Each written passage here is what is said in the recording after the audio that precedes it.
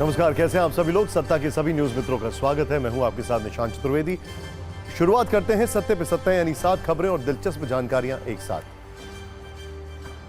आज सबसे पहले हम प्रधानमंत्री मोदी और रूस के राष्ट्रपति पुतिन की दोस्ती के मजबूत जोड़ का विश्लेषण करेंगे और इसके लिए हम आपके लिए 23 साल पुरानी एक तस्वीर निकाल कर लाए।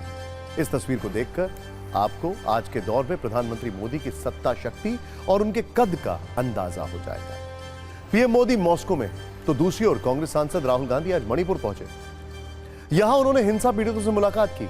इसके बाद राजभवन जाकर गवर्नर से मिले और राज्य में हिंसा पर चर्चा की। इससे पहले राहुल गांधी असम में बाढ़ पीड़ितों से भी मिले थे। आज सत्ता में हम आपको एक चौंकाने वाला वीडियो भी दिखाएंगे। कैसे कश्मीर में सेना के जवानों ने एक अलमारी खोली और उसमें आतंकियों का बंकर निकलता है। इसके अलावा वो चाइनीज वॉकी टॉकी भी दिखाएंगे तो आतंकियों के पास से जो मिले हैं। इसमें पाकिस्तान को शर्मिंदा करने वाले कुछ सबूत भी हैं। फिर सत्ता में मुंबई के डुबकी दिवस डी डे की बात करेंगे, जो हर वर्ष बारिश के मौसम में मुंबई वालों को देखना पड़ता है। आज आपको बताएंगे जिस बीएमसी पर हर वर्ष बजट की मूसलाधार बारिश होती है, आखिर वो मुंबई को डूबने से बचा क्यों नहीं पाती है और क्यों बारिश मुंबई के लिए वार्षिक आपदा बन गई है। आज इंटरनेशनल सत्ता से भी एक धुआंधार खबर सामने आई है।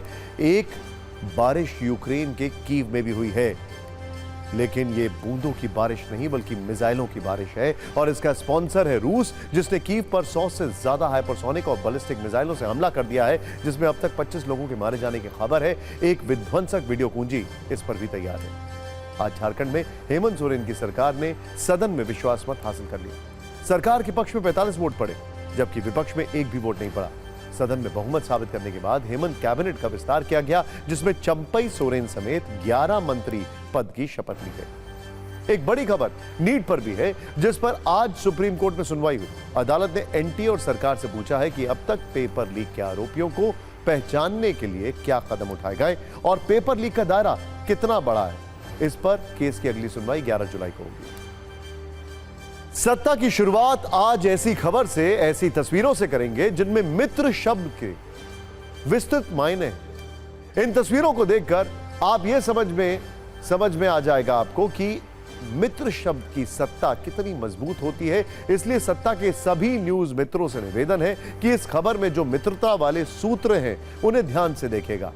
सत्ता में आज हमने भारत और रूस की दोस्ती पर परम मित्रता वाली विशेष पूंजी तैयार की है, जो किसी व्यक्ति विशेष या किसी पार्टी विशेष से कहीं बढ़कर है। शुरुआत करते हैं एक फ्लैशबैक तस्वीर से। ध्यान से देखिएगा तस्वीर से, जो आज से 23 साल पहले की तस्वीर है। यह तस्वीर आप ध्यान से देख रहे हैं, इधर देखिए कौन कौन है इस पर। साल 2001 की यह तस्वीर है। वाजपेयी जी हैं, नरेंद्र मोदी हैं, ब्रजेश मिश्रा हैं, जसवंत सिंह और व्लादिमीर पुतिन। फिर से देखिए आप, वाजपेयी जी हैं, नरेंद्र मोदी हैं, ब्रजेश मिश्रा हैं और जसवंत सिंह और व्लादिमीर पुतिन। साल 2001 की यह तस्वीर है, उस वक्त की जब प्रधानमंत्री अटल बिहारी वाजपेयी के साथ पीएम मोदी मॉस्को गए थे और पुतिन से मुलाकात हुई थी। ये जो हम आपको तस्वीर दिखा रहे हैं पीछे, पीएम मोदी खुद पहले भी इस तस्वीर को साझा कर उस दौर का जिक्र कर चुके हैं। इस तस्वीर में पीएम मोदी पीछे खड़े हुए हैं। उस वक्त वो गुजरात के मुख्यमंत्री थे। सोचिए, प्रधानमंत्री बनने के बाद 10 साल में 16 बार पीएम मोदी पुतिन से मिल चुके हैं। भारत और रूस के बीच दोस्ती वाले इतिहास पर रिसर्च के दौरान ये तस्वीर हमें मिली। यह तस्वीर सिर्फ 2 व्यक्तियों की कहानी नहीं है, बल्कि यह कहानी है भारत और रूस की दोस्ती की, जो हर दौर में, हर सरकार में, हर स्थिति में किसी भी चट्टान की तरह मजबूत रहती है। अगर कहें कि भारत और रूस की दोस्ती की दीवार चीन की दीवार से ऊंची और मजबूत है तो गलत नहीं होगा। आज प्रधानमंत्री मोदी और रूस के राष्ट्रपति पुतिन के बीच कुछ ही देर में मुलाकात होने वाली है। प्रधानमंत्री मोदी 22वें भारत रूस वार्षिक सम्मेलन में हिस्सा लेने के लिए रूस के दौरे पर हैं। बस कुछ समय बाद पीएम मोदी और पुतिन के बीच में प्राइवेट में मुलाकात होने वाली है। डिनर का भी आयोजन होगा, जिस पर पूरी दुनिया की नजर है। पूरी दुनिया की नजर है। बाकायदा रशिया टुडे में तो इसके ऊपर एक बहुत बड़ा आर्टिकल लिखा गया है। पिछले 10 साल में 16 बार पीएम मोदी और पुतिन की मुलाकात हो चुकी है। तीसरे कार्यकाल में पीएम मोदी का यह पहला रूस दौरा है। प्रधानमंत्री नरेंद्र मोदी 10 वर्षों में छठी बार रूस के दौरे पर हैं। यह पहला मौका है जब प्रधानमंत्री मोदी यूक्रेन जंग के बाद रूस के दौरे पर हैं।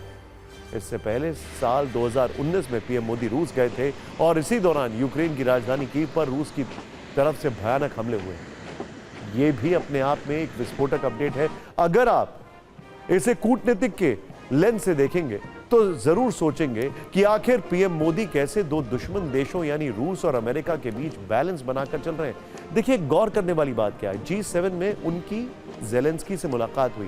पहला दौरा उनका G7 का था एज अ स्पेशल इनवाइटी के तौर पर। ज़ेलेंस्की से वो वहां पर मिले और उनका जो दौरा है रूस का, उसमें वो पुतिन से मिलेंगे। समझ रहे हैं आप? यह है भारत की ताकत।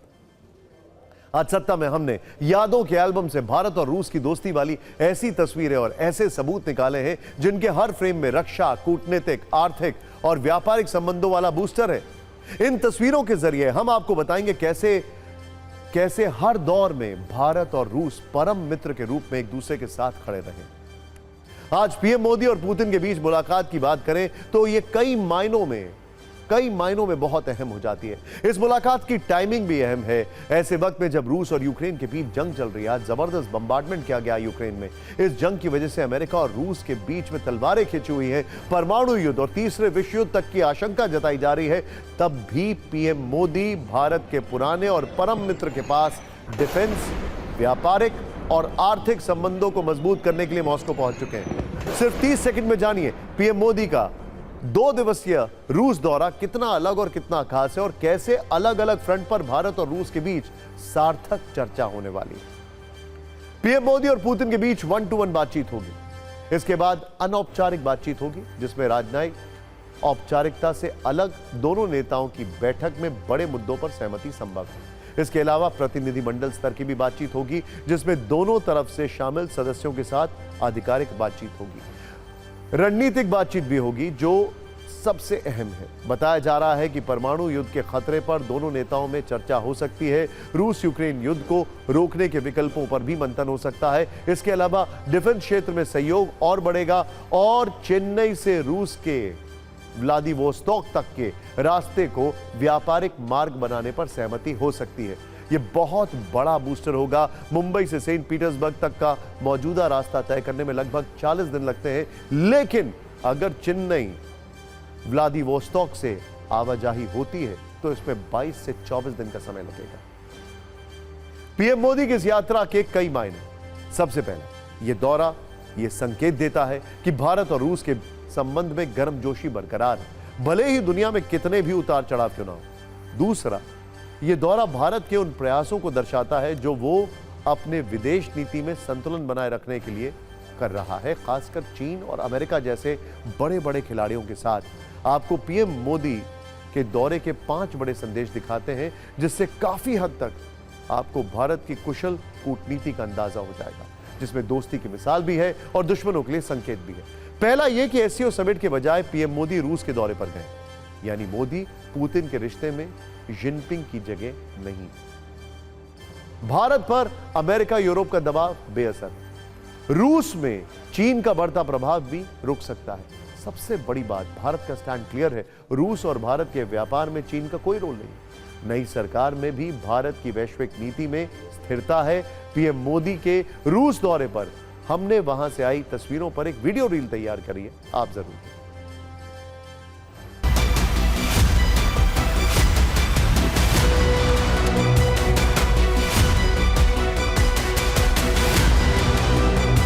Certainly, global issues, including this war that you mentioned, will be discussed, and the leaders will exchange their views and their perspective on these developments. Bharat माता की जय, Vande Mataram. Last 3 years, trade have expanded, crossed $65 billion.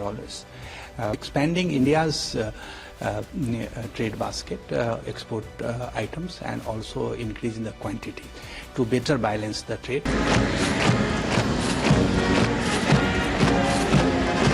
जो skilled workforce है उसके लिए आज की तारीख में रशिया में जो अपॉर्चुनिटीज़ है वो मेरे ख्याल से आज की तारीख में दुनिया में सबसे बड़ी अपॉर्चुनिटीज़ है। इकोनॉमिकल रूबल ट्रेड पे भी बात होगी, इकोनॉमिकल टॉपिक भी बहुत ज़्यादा टच होगा। रूबल के चलते केवल रशिया और इंडिया का ही करेंसी एक्सचेंज नहीं होगा, अगल बगल के पड़ोसी देश बेलारूस, कजाकिस्तान, वैसे ही हिंदुस्तान के पड़ोसी देश बांग्लादेश, श्रीलंका, वो लोग भी इंडियन करेंसी को यूज़ करके अपने ट्रेड को बढ़ाएंगे।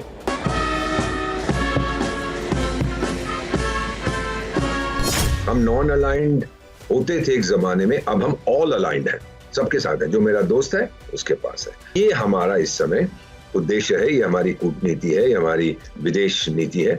और हमने जो है बड़ा स्पष्ट कर दिया पूरी दुनिया को कि हम दबाव में नहीं आएंगे। टाइगर, कोशिश मत करो। डिफेंस का जो बहुत मजबूत रिश्ता है, उसके साथ हमारी एनर्जी का रूस से सबसे बड़ा एक्सपोर्टर होगा टू इंडिया। सो एनर्जी पे फोकस होगा सर, जरूर डिफेंस पे फोकस होगा। मेरा विचार है कि ट्रेड पे फोकस बहुत होगा, क्योंकि रूस ने हमें बहुत कुछ बेचा है, तो वो रूपी रूबल ट्रेड करती थी, उनके रुपए यहाँ पड़े हैं, उनका क्या करना है वो भी बातचीत होगी। और फिर भारत और रूस के बीच अडिग दोस्ती और संबंधों का एक बड़ा आधार व्यापार है। ऐसे वक्त में जब रूस युद्ध वाले संकट से गुजर रहा है, भारत और रूस के व्यापार में कोई कमी नहीं आई। यहां तक कि यूक्रेन जंग के बाद भी दोनों देशों के व्यापार में बढ़ोतरी हुई है। इसमें बड़ा हिस्सा भारत की तरफ से खरीदे जा रहे कच्चे तेल का है। वैसे भारत के लिए ये एक बहुत बड़ी चुनौती है, खासकर जिस तरीके से बैलेंस ऑफ ट्रेड की अगर बात की जाए, वो एक अपने आप में बहुत बड़ी चुनौती है। कैसे इन चीज़ों को मैनेज किया जाए। रूबल और रुपी को लेकर भी भारत और रूस के बीच में काफ़ी महत्वपूर्ण बातचीत हो सकती है। आपको बता दें कि वित्तीय वर्ष 2023-24 में भारत ने 45.4 लाख करोड़ का कच्चा तेल रूस से खरीदा था। वित्तीय वर्ष 2023-24 में दोनों देशों के बीच 54 लाख करोड़ रुपए का व्यापार हुआ था। अब पीएम के जाने के बाद इस व्यापार वाली दोस्ती को नई ऊंचाई मिलने वाली है, जिसकी वजह से पश्चिमी देश ईर्ष्या की आग में जल रहे हैं। ऐसे दावे किए जा रहे हैं कि पश्चिमी देशों को पीएम मोदी की रूस यात्रा से परेशानी है। पश्चिमी देशों को ऐसा लगता है कि पीएम मोदी की यात्रा को रूस एक मौके के रूप में देख रहा है। पीएम मोदी की यात्रा से पुतिन पश्चिम को बड़ा संदेश देंगे और हो सकता है रूस को अलग थलग करने के पश्चिम देशों के प्लान पर पानी फिर जाए। अब आपको भारत और रूस की दोस्ती का फ्लैशबैक एल्बम दिखाते हैं, जिसमें कई यादगार तस्वीरें हैं। भारत और रूस की मित्रता श्वेत शाम, ब्लैक एंड व्हाइट युग से लेकर रंगीन तस्वीरों वाले युग तक वैसी की वैसी है, बल्कि और मजबूत हुई है। हालात बदले हैं, जज्बात बदले हैं, पर दोस्ती एकदम चट्टान की तरह खड़ी है। हर दौर में, चाहे भारत में किसी भी पार्टी की सरकार हो, ऐसी मुलाकातें होती रही जो दोस्ती के इतिहास में दर्ज है। अगर कूटनीति में फ्रेंडशिप बैंड का कॉन्सेप्ट होता तो भारत और रूस के हाथ में सैकड़ों फ्रेंडशिप बैंड होते। ये दोनों देश साल में एक बार नहीं, बार बार फ्रेंडशिप डे मनाते हैं। खैर, ये तस्वीर देखिए, 7 नवंबर 1951 की है। इस वर्ष रूसी क्रांति के 34 साल पूरे हो रहे। रूस में इस मौके पर भव्य आयोजन हुआ। भारत के पहले राष्ट्रपति राजेंद्र प्रसाद को इसमें शामिल होने का निमंत्रण दिया गया था। न्योता लेकर खुद रूस के एम्बेसडर भारत के राष्ट्रपति डॉक्टर राजेंद्र प्रसाद के पास पहुंचे थे। यह तस्वीर उस वक्त की है। यह भारत और रूस की दोस्ती की तस्वीर उस वक्त की है जब भारत की आजादी के सिर्फ 4 साल हुए थे। अगली तस्वीर 1955 की है। देश के पहले प्रधानमंत्री पंडित जवाहरलाल नेहरू बतौर पीएम पहली बार रूस दौरे पर गए थे। इस दौरान मॉस्को में हवाई अड्डे पर उनका जोरदार स्वागत हुआ था। उस वक्त के कम्युनिस्ट पार्टी के सचिव और रूस के सबसे बड़े नेता निकिता क्रुश्चेव ने उनका स्वागत किया था। 27 मार्च 1960 की दोस्ती वाली अगली तस्वीर। प्रधानमंत्री के रूप में जवाहरलाल नेहरू दूसरी बार सोवियत संघ गए थे और इस दौरान सोवियत सरकार ने उन्हें गाय गिफ्ट की थी। यह दोनों देशों के लिए एक बेहद यादगार वक्त था। साल 1971 में बांग्लादेश को लेकर भारत और पाकिस्तान के बीच जंग छिड़ गई। ऐसे संकट के समय भी अमेरिका सहित पश्चिमी देश पाकिस्तान का समर्थन कर रहे थे। अमेरिका ने इस युद्ध में भारत के खिलाफ अपने जंगी जहाजों का 7वां बेड़ा भी भेजा था। तभी एक मित्र की तरह रूस भारत के साथ आया। अमेरिका को जवाब देने के लिए रूस ने परमाणु मिसाइल से लैस सबमरीन से समुद्री रास्ता रोककर अमेरिका, ब्रिटेन समेत दूसरे देशों के पोत को भारत पर हमला करने से रोक दिया। संकट के वक्त में रूस ने परम मित्रता का परिचय दिया और दोस्ती का वही अंदाज आज भी कायम है। एक तरफ मॉस्को में पीएम मोदी और रूस के राष्ट्रपति पुतिन के बीच कूटनीतिक बातों का सीन बन रहा है। दूसरी तरफ पुतिन ने कीव पर धुआंधार अटैक का ऑर्डर दिया। पश्चिमी देशों को चाहे जो भी लगे, लेकिन पुतिन का आक्रामक अंदाज और तेवर अपनी जगह पर कायम है, जिसकी गवाह वो तस्वीरें हैं जो कि हम आपको दिखाने वाले हैं। यूक्रेन की राजधानी कीव से आई। ये देखिए जरा, ये तस्वीरें बताती हैं कि इस वक्त दुनिया की सबसे दर्द भरी राजधानी है कीव। आपने प्रदूषित शहरों की लिस्ट देखी होगी, सबसे स्वच्छ शहरों की लिस्ट देखी होगी, लेकिन आज इस शहर के दर्द का अंदाजा लगाइए। 839 वर्ग किलोमीटर वाले शहर में दर्द की मात्रा प्रति वर्ग किलोमीटर सबसे ज्यादा है। ब्रेकफास्ट, लंच, डिनर में सायरन की आवाजें हैं, मिसाइलें हैं, धमाके हैं। 100 से ज्यादा मिसाइलों से हमला हुआ है। स्कूल, अस्पताल, घर, दफ्तर, हर तरफ चीख पुकार है। आशंका है कि कहीं से कोई मिसाइल या गोला गिरा तो क्या होगा। किसी भी अपार्टमेंट में पावर बैकअप तो हो सकता है, लेकिन मिसाइल से बचने का बैकअप नहीं होता है। हमले की आशंका होती है तो इतना खून पसीना लगाकर बनाए गए घर को छोड़ना पड़ता है। यूक्रेन में ऐसे बहुत से घोस्ट टाउन हैं जहां के लोग मजबूरी में आगे बढ़ गए और घर पीछे छूट गए। छोटे बड़े मिलाकर 30 से अधिक शहर घोस्ट टाउन में तब्दील हो चुके हैं। रूस यूक्रेन युद्ध की शुरुआत से अब तक कीव और उसके आसपास के इलाकों में 1000 से ज्यादा हमले हो चुके हैं। यहां इतना समझ लीजिए कि किसी देश की राजधानी पर हमले का मतलब होता है उस देश की आत्मा और मनोबल पर चोट होना। कीव के साथ भी यही हो रहा है।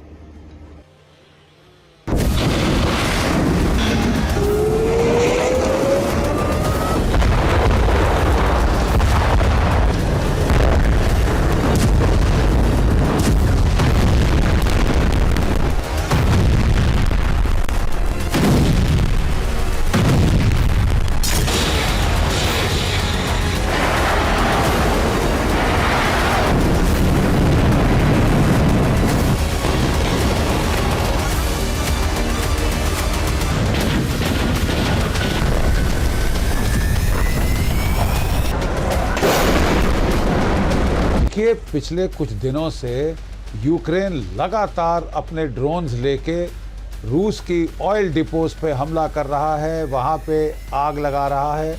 इसलिए आज झल्लाकर रूस ने भी बड़ा भीषण पलटवार किया है।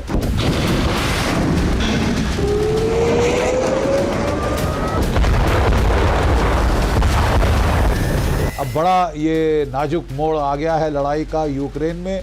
क्या फ्रांस और पोलैंड में दम होगा कि वो अपने बूट्स ऑन द ग्राउंड डालें? क्या उससे एस्केलेशन होगी टैक्टिकल न्यूक्लियर थ्रेशोल्ड के पार, या रूस समझेगा कि वो कन्वेंशनल तरीकों से ही इनका सफाया कर सकता है, इनको भारी नुकसान पहुंचा सकता है? जो कुछ भी हो, एस्केलेशन के बड़े चांसेस अब दिखाई दे रहे हैं। यकीन मानिए इस वक्त भी कीव के लोग बंकर्स में हैं, लेकिन ये एक अलग तरीके का बंकर है जो कि कश्मीर में है, जो हम आपको दिखाने वाले हैं। ध्यान से देखिए, कश्मीर से आई एक बहुत चौंकाने वाली तस्वीर हम आपको दिखा रहे हैं। आपने कई बार सुना होगा कश्मीर में एनकाउंटर हुआ, फायरिंग के बाद आतंकी फरार हो गए, कई ठिकाने तलाशे गए, लेकिन आतंकी नहीं मिले। कभी सोचा है आपने ये आतंकी कहां छिपते हैं और गायब कैसे हो जाते हैं अचानक? आज हम आपको इन आतंकियों का एक ऐसा ही सीक्रेट अड्डा दिखाने जा रहे हैं जो उन्होंने घर के अंदर तैयार किया था, जहां वो हमला करने के बाद या फिर सेना से मुठभेड़ के बाद बचने के लिए छिपते थे। और यह अड्डा था एक अलमारी, जिसमें आतंकियों ने अलमारी के अंदर एक बंकर बना लिया था। जम्मू कश्मीर का एक वीडियो वायरल हो रहा है जो कुलगाम इलाके का बताया जा रहा है। यहां शनिवार को एनकाउंटर में सुरक्षा बलों ने 4 आतंकियों को ढेर कर दिया, लेकिन जब सेना के जवानों ने जंगलों और घरों में सर्च ऑपरेशन शुरू किया तो उन्होंने आतंकियों का एक सीक्रेट अड्डा ढूंढ निकाला। जिस वक्त सेना के जवान इस घर के अंदर जांच कर रहे थे, उन्हें एक कपड़े की अलमारी दिखी और शक होने के बाद जब उन्होंने इसे खोला तो वो खुद हैरान रह गए, क्योंकि असल में यह अलमारी नहीं बल्कि एक बंकर था जिसका इस्तेमाल आतंकी छिपने के लिए करते थे। इसके बाद अलमारी के इस सीक्रेट बंकर में कैमरा पहुंचा। तो पूरी तस्वीर सामने आ गई। यह बंकर इतना बड़ा था जहां पर आतंकी आसानी से छिप सकते थे और अपने हथियार भी छिपा सकते थे। बताया जा रहा है कि सेना ने कुलगाम में जिन आतंकियों को मारा वो भी इसी बंकर में छिपे थे। अब पुलिस ये जांच कर रही है जो परिवार इस घर में रहता था, क्या उन्होंने सोच समझकर आतंकियों को इस बंकर में छिपाया था, या आमतौर पर कश्मीर में ऐसे बंकर का इस्तेमाल 90 के दौर में किया जाता है। तो क्या इस परिवार ने यह बंकर तब से बना रखा है? सोचने वाली बात है, क्योंकि 90 के दौर की अगर बात करें, घरों के कमरों के नीचे अंडरग्राउंड बंकर बनते थे और आतंकी इसमें छिप जाते थे। इस बंकर के अलावा पुलिस और सुरक्षा बलों को एक और बड़ी कामयाबी मिली और वो है हथियार जो उन्होंने कुलगाम में मारे गए आतंकियों से बरामद किए हैं, जिसके जरिए आतंकियों ने कुलगाम को रक्त रंजित करने की योजना बनाई थी। लेकिन सेना के जवानों ने उनके मंसूबों को छलनी कर दिया।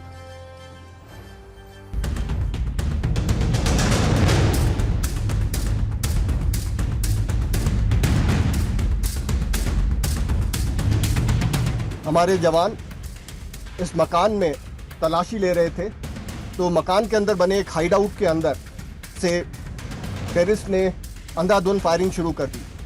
फायरिंग का जवाब दिया गया और टेररिस्ट को वहीं पिन डाउन कर दिया गया और उनको किसी भी तरीके से भाग निकलने की कोई चांस नहीं मिला।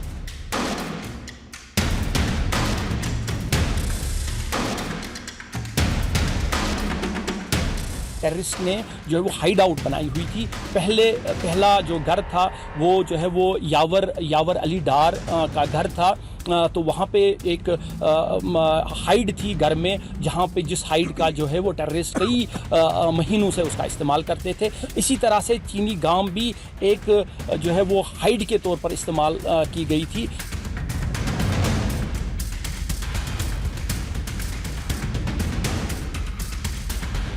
ये जो है चीनी गांव का जो इलाका है उसमें एक मुश्ताक अहमद भट्ट है, अकबर अली का बेटा।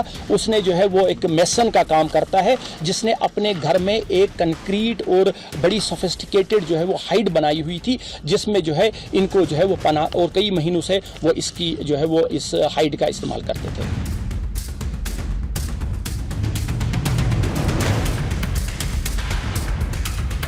पिछले कुछ समय में इस तरह के कुछ ऐसे हाइड आउट्स देखे गए कि जो कि खासतौर पर नए बनाए हुए जो मकान हैं उनके अंदर जो है आतंकियों की तरफ से बनाए गए हैं और साथ ही साथ जो लोकल सपोर्ट है वो भी इन्हें मिला है। और इस सिलसिले में अब शेल्टर देने के हवाले से और ये पूरा हाइड आउट किस तरह बना है, कौन व्यक्ति इसमें मुलव्वस है और जब ये मकान बनाया गया था तो उस समय जो हाउस ओनर है वो किन किन व्यक्तियों के साथ कांटेक्ट में था, ये सब मामले की छानबीन चल रही है। फिलहाल 4 लोगों को हिरासत में लिया गया है। सवाल यह है कि क्या आतंकियों को लोकल सपोर्ट मिल रहा है? अब हम आपको कुछ ऐसे सबूत भी दिखाते हैं जो ये बता रहे हैं कि कश्मीर में आतंकवाद पाकिस्तानी प्रायोजित है और इसमें शी जिनपिंग का देश चीन भी को स्पॉन्सर है। दरअसल सेना ने कुछ दिन पहले कठुआ में एक आतंकी को मार गिराया था और उससे जो वॉकी टॉकी मिला था उसकी डिटेल को आपको देखना जरूरी है। जानकारी के मुताबिक आतंकी से मिला वो walkie talkie made in China था, यानी उसे चीन में बनाया गया। दूसरी सबसे बड़ी बात, जो वॉकी टॉकी आतंकी से बरामद हुआ उसका इस्तेमाल पाकिस्तानी आर्मी, नेवी और एयरफोर्स भी करती है। यह एक तरह का माइक्रो सैटेलाइट कम्युनिकेशन डिवाइस है जिससे आतंकी अपने साथियों के संपर्क में था। इसके पहले जून में भी आतंकियों के पास से कई चाइनीज वॉकी टॉकी मिले थे जिनका नाम अल्ट्रासेट था और उसका भी इस्तेमाल पाकिस्तानी सेना करती थी।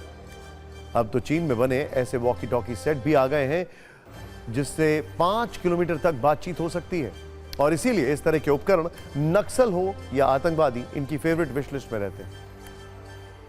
लेकिन सत्ता में अब बात करते हैं उस वार्षिक आपदा की जिसमें देश के करोड़ों लोग हर वर्ष संघर्ष करते हैं, बड़ी संख्या में जान और माल का नुकसान झेलते हैं, इंतजाम ना होने की वजह से सिस्टम को कोसते हैं। लेकिन जैसे ही ये मुश्किल वक्त गुजरता है हम सब भूल जाते हैं और अगले वर्ष फिर यही कुचक्र शुरू हो जाता है, फिर आपदा आती है, फिर जान जाती है, फिर संघर्ष करते हैं और इस तरह लोगों की सहन शक्ति में मूसलाधार इजाफा होता रहता है और सिस्टम में बैठे सत्ताधारी नींद में मजे से सोते रहते हैं।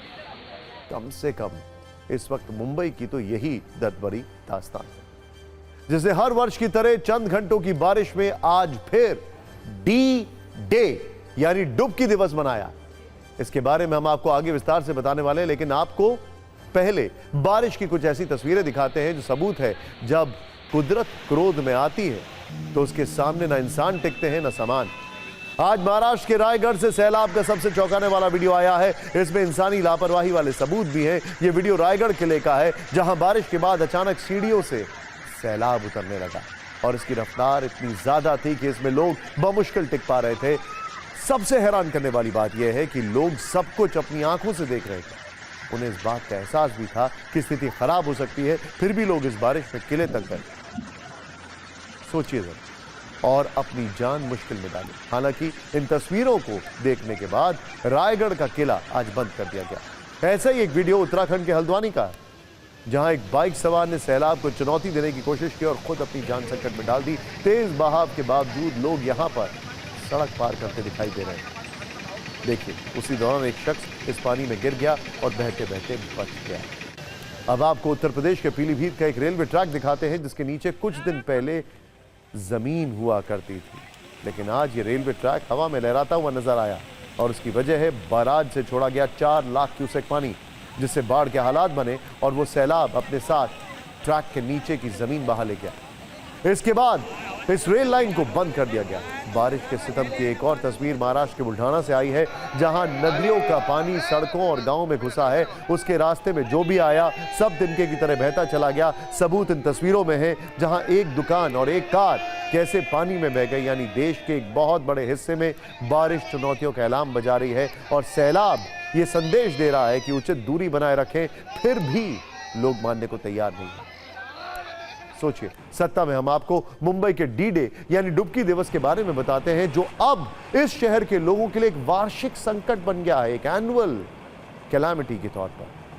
मुंबई में हुई करीब 300 मिलीमीटर बारिश में शहर के कई इलाके समंदर बन गए। स्थिति यह थी कि सिर्फ इलाकों के नाम बदल दीजिए, हर जगह हालात एक जैसे। लेकिन सवाल यह है कि आखिर हर वर्ष मुंबई की किस्मत में डूबना क्यों लिखा है? क्यों बारिश हर वर्ष सत्ता, सिस्टम और बीएमसी के दावों को अपने साथ बहा कर ले जाती है? और आपको जानकर हैरानी होगी कि यह हाल उस मुंबई का है जहां आज भारत का सबसे अमीर नगर पालिका, और इसका नाम है बीएमसी, बृहन मुंबई कॉर्पोरेशन। जिस तरह मुंबई हर मॉनसून में वार्षिक डुबकी लगाती है, बिल्कुल वैसे ही हर साल बीएमसी पर सवालों की बौछार होती है, लेकिन उसका कोई असर नहीं होता। बस फर्क पड़ता है बीएमसी के बजट पर, जो बारिश में मुंबई की सड़कों के वाटर लेवल की तरह बढ़ जाता है। हाँ, कई बार जिम्मेदारी, कई बार एक्सक्यूजेस हाई टाइड पर ठोक दी जाती हैं, उसके ऊपर रख दी जाती हैं और कह दिया जाता है कि हाई टाइड जिम्मेदार है। लेकिन हाई टाइड के बाद भी क्या ड्रेनेज सिस्टम ठीक नहीं हो सकता? वर्ष 2021-22 में मुंबई का वार्षिक बजट 39,000 करोड़ रुपए था, 39,000 करोड़, जो मिजोरम, मेघालय, मणिपुर और सिक्किम जैसे 8 राज्यों के बजट से भी ज्यादा था। और आपको जानकर ताज्जुब होगा कि वर्ष 2022 और 23 में बीएमसी के इस बजट को 45,000 करोड़ से ज्यादा कर दिया गया था। सोचिए जरा, लेकिन इस बजट के बढ़ने का कितना फायदा मुंबई शहर को हुआ, मुंबई वालों की किस्मत कितनी बदली। ये सब कुछ आज मुंबई से आई सैलाब की वो तस्वीरें बयां कर रही हैं। हालांकि मुंबई वालों के लिए एक अपील भी है जो मुख्यमंत्री एकनाथ शिंदे ने की है। मुंबई के हालात को देखते हुए उन्होंने कहा है कि अगर जरूरी हो तभी घर से बाहर निकलें। वैसे मुंबई का नाम सुनते ही बहुत सारे लोगों के मन में जो तस्वीर बनती है वो दौड़ते भागते शहर की है। अ city that never स्लीप्स, a city that never stops, जहां ऊंची ऊंची इमारतें हैं, जहां बड़े बड़े स्टार्स रहते हैं, जिसे इस देश की फाइनेंशियल कैपिटल कहते हैं, और इस आधुनिक शहर को माया नगरी भी कहा जाता है। लेकिन शायद आपको यह नहीं पता होगा कि इस आधुनिक शहर के ड्रेनेज सिस्टम का बड़ा हिस्सा आज भी करीब 150 वर्ष पुराना है, जो मुंबई वालों के साथ बहुत बड़ी नाइंसाफी है। मुंबई में आज भी अंग्रेजों के जमाने का ड्रेनेज सिस्टम चला रहा है। अंग्रेजों के जमाने के जेलर तो सुने थे, लेकिन मुंबई में अंग्रेजों के जमाने का ड्रेनेज सिस्टम है। यानी आज की तारीख में मुंबई शहर में 150 साल से ज्यादा पुराना ड्रेनेज सिस्टम पर जो है वो इस्तेमाल होता है। मुंबई में जल निकासी का यह सिस्टम 1860 में बनाया गया था। सोचिए, उस वक्त मुंबई की आबादी आज की तुलना में सिर्फ 10% थी, 10%। उस वक्त बने ड्रेनेज सिस्टम की क्षमता 25 मिलीमीटर प्रति घंटे की बारिश झेलने की थी, यानी 1 घंटे में 25 मिलीमीटर की बारिश को ही ड्रेनेज सिस्टम संभाल सकता था। अगर इससे ज्यादा बारिश हुई तो ड्रेनेज सिस्टम संभाल नहीं पाएंगे और पानी भरना शुरू हो जाएगा। और ये सारी बातें सार्वजनिक तौर पर सबको पता है, बीएमसी को भी इसकी पूरी जानकारी है, इसीलिए उसे ये बताना चाहिए कि इस पर कितना काम हुआ है और जो बजट की मूसलाधार उस पर बारिश होती है उसका इस्तेमाल कैसे किया जा रहा है। अकाउंटेबिलिटी, ऑडिटिंग, आज ये सवाल बारिश में बह रहे बीएमसी के दावे पूछ रहे हैं।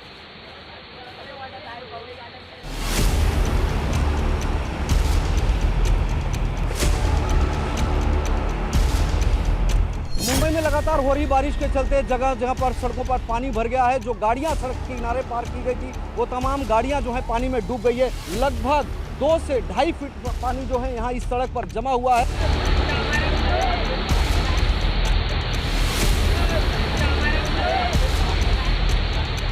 स्थानीय प्रशासन जो है, कारपोरेशन, वो हर साल दावे तो करती है, लेकिन ज़मीनी हकीकत कुछ और है और यही वजह है कि जगह जगह पर सड़कों पर जलभराव देखने को मिल रहा है और इसका खामियाजा जो है वाहन चालकों को भुगतना पड़ रहा है।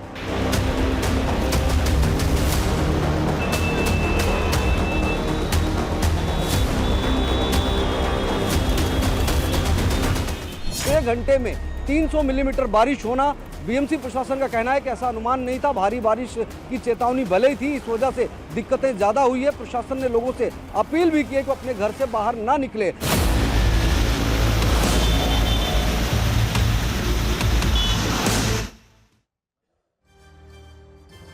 और सत्ता में अब शिव भक्ति का एक वायरल वीडियो आपको दिखाते हैं जिसे लेकर विवाद भी है और सवाल भी है। 1 मिनट 26 सेकंड के इस वीडियो में लालू यादव के बड़े बेटे तेज प्रताप यादव की शिव भक्ति है। इसे उन्होंने खुद सोशल मीडिया पर शेयर किया, लेकिन इस पर सवाल क्यों है वो समझते हैं। दरअसल वीडियो में तेज प्रताप यादव शिवलिंग के ऊपर सिर रखकर शिवलिंग को अपने दोनों हाथों से पकड़कर लिपटे हुए हैं। ये एक भक्त की भावना है, इसमें कोई गलत बात नहीं। इस बीच मंदिर के पुजारी कलश से शिवलिंग पर और तेज प्रताप यादव पर अलग अलग द्रव्य चढ़ा रहे हैं। कभी दूध, कभी गन्ने का रस लगातार महादेव को अर्पित किया जा रहा है। इस दौरान भी तेज प्रताप बिल्कुल शांति भाव से भक्ति में लीन है और शिवलिंग से लिपटे हुए हैं। सवाल है कि क्या जब शिवलिंग पर जलाभिषेक होता है तो उसकी धारा के बीच में क्या किसी भक्त को आना चाहिए? क्या यह सही तरीका है? वैसे तेज प्रताप यादव पहले भी अपने लुक, अंदाज और अनोखी भक्ति के लिए चर्चा में रहे। ये वीडियो भी चर्चा में है, आप पहले पूरा वीडियो देखें।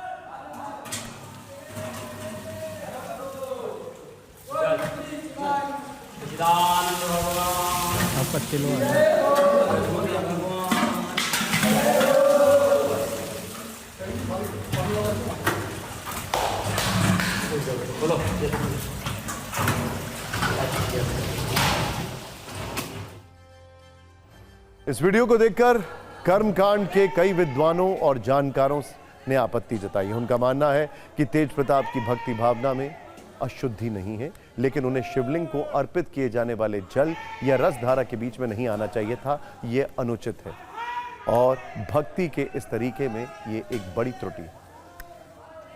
तेज प्रताप यादव के ऊपर पहले दूध जा रहा है, पहले जल जा रहा है, पहले चीनी जा रही है, पहले दही जा रही है और तब वो शिवलिंग के ऊपर जा रही है। ये बड़ा विचित्र किस्म का एक देखने के लिए मिला। ये बिल्कुल अनौचित्य है। ये इसका कोई औचित्य नहीं है, ना ये शास्त्रों में ऐसा कोई विधान है कि शिवलिंग से लिपट करके इस तरह से साधना की जाए। लिहाजा यह है कि इसका खंडन होना चाहिए और इसके लिए तेज प्रताप यादव को रोकना चाहिए। सत्ता में अब राजनीतिक शिष्टाचार की एक तस्वीर आपको दिखाते हैं जो आमतौर पर बहुत कम देखने को मिलती है। ओडिशा में जगन्नाथ रथ यात्रा के दौरान का ये वीडियो है। केंद्रीय शिक्षा मंत्री धर्मेंद्र प्रधान ने राज्य के पूर्व मुख्यमंत्री नवीन पटनायक का न सिर्फ अभिवादन किया बल्कि खुद मंच से उतरकर उन्हें अपने साथ मंच तक लेकर गए। यहां पर उन्होंने राजनीतिक दल, सियासी कलेश, विचारधारा सभी चीजों को भूलकर एक शिष्ट राजनेता होने का परिचय दिया। दरअसल राष्ट्रपति द्रौपदी मुर्मू भगवान जगन्नाथ को 2 दिवसीय रथ यात्रा के लिए पूरी पहुंची थी। यहां पर नवीन पटनायक भी मौजूद थे। इस दौरान धर्मेंद्र प्रधान खुद मंच से उतरकर उन्हें अपने साथ मंच तक लेकर गए। भले ही दोनों नेताओं के बीच राजनीतिक विचारधारा वाली दूरियां हों, लेकिन शिष्टाचार राजनीति से ऊपर होता है, जो यहां देखने को भी मिला है। आप इसी से समझ लीजिए कि धर्मेंद्र प्रधान उस राजनीतिक दल से आते हैं जिसने हाल ही में हुए विधानसभा चुनाव में न सिर्फ बहुमत हासिल किया बल्कि नवीन पटनायक की सत्ता छीनी। ये राजनीति का वो दौर है जब शब्दों की मर्यादा खत्म हो रही है, सियासी संस्कार रसातल को छू रहे हैं। उस दौर में कुछ राजनेताओं का व्यवहार मन को छू लेता है और ये दूसरे नेताओं के लिए भी नजीर बन जाता है।